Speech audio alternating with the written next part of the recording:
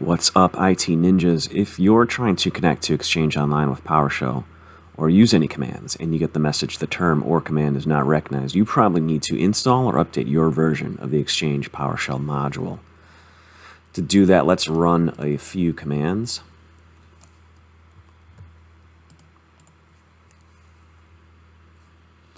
If your get command is empty, you can skip to the install command. At the time of this video, the current version is 3.9. If you have anything lower, consider upgrading. I'm going to uninstall for a clean reinstall.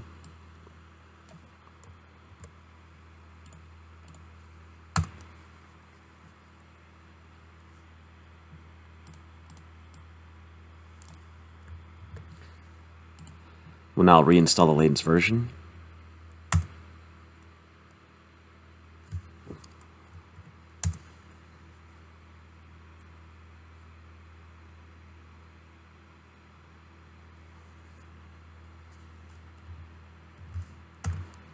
We can see 3.9 is now installed. Let's do a quick connect to further verify.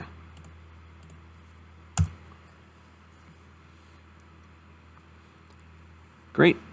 Our install command and PowerShell module has been upgraded.